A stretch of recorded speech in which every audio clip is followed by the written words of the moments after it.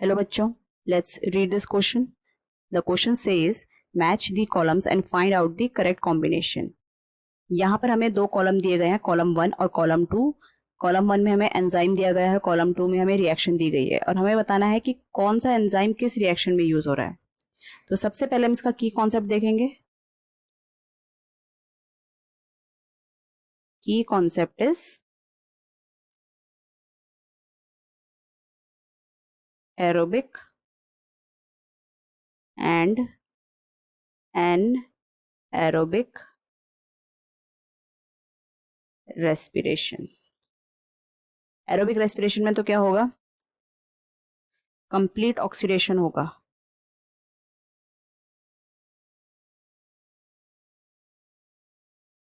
Of glucose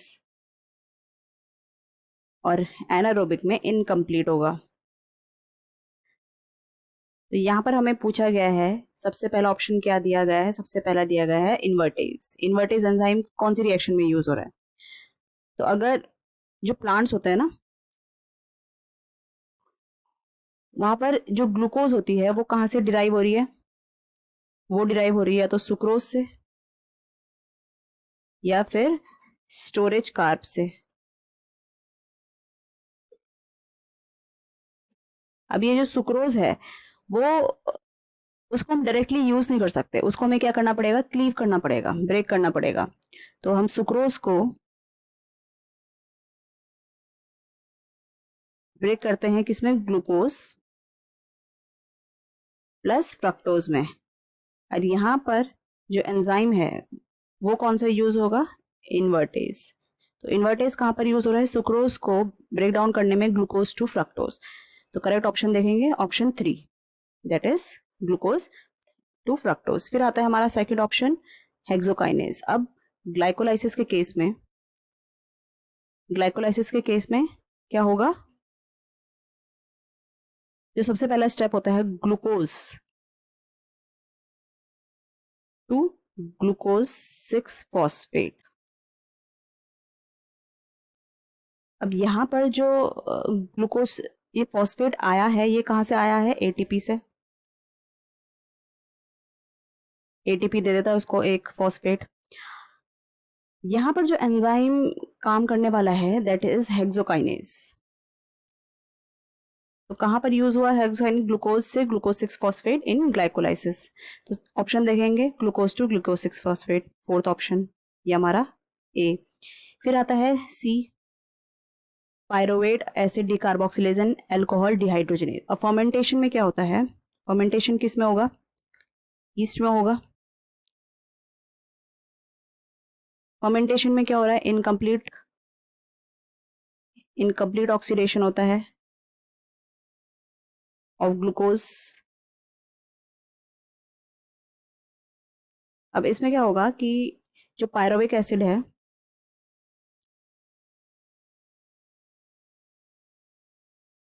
वो क्या form करेगा, इथेनॉल प्लस कार्बन डाइऑक्साइड. और कौन सा एंजाइम है यहाँ पर, एंजाइम जो है दैट इज पायरोविक एसिड. यहाँ पर हमारा कार्बन डाइऑक्साइड रिलीज हो रहा है तो डी कार्बोक्सिलेज, और अल्कोहल इथेनॉल है, अल्कोहल डिहाइड्रोजिनेज. फिर आता है हमारा ऑप्शन डी, इसको मार्क कर लेते हैं, पायरोविक एसिड कहां पर है, ऑप्शन सेकंड ऑप्शन. फिर आता है हमारा लैक्टेट डिहाइड्रोजनेज. अब लैक्टेट डिहाइड्रोजनेज कहाँ यूज हो रहा है, तो सेल के केस में क्या हो रहा है, जैसे एक्सरसाइज करते हैं, एक्सरसाइज के दौरान जो मसल्स होती हैं उनमें ऑक्सीजन की डेफिशिएंसी हो जाती है, ऑक्सीजन इनएडिक्वेट या डेफिशिएंट बोल सकते हैं. तो उस टाइम पे क्या होगा, एरोबिक रेस्पिरेशन होगा ही नहीं, नो एरोबिक रेस्पिरेशन. तो फिर क्या होता है, जो पायरोविक एसिड फॉर्म हो रहा है ग्लाइकोलाइसिस में,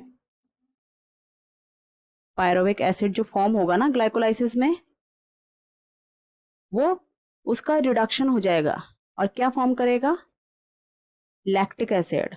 और रिडक्शन इसको हाइड्रोजन कौन देगा, NADH.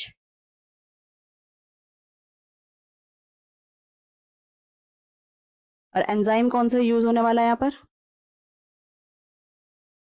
लैक्टेट डिहाइड्रोजिनेज, ड्रोजिनेज। तो इसका करेक्ट आंसर क्या है? Lactate dehydrogenase, pyruvate to lactate, option D. फिर आता है हमारा last citrate synthase. Citrate synthase कहां पर होगा? क्रैब साइकिल के दौरान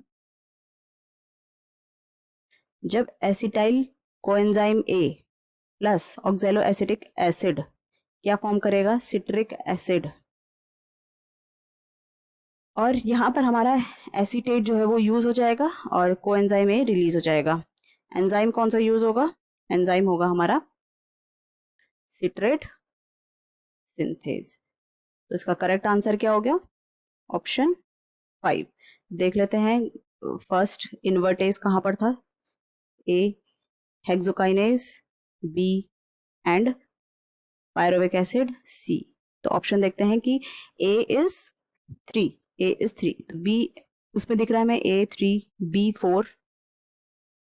B4 सही है पायरोविक एसिड वाला, C2 ये भी ठीक है, D1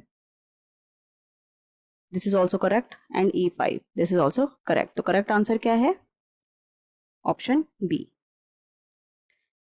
So I hope you understood it well. All the best.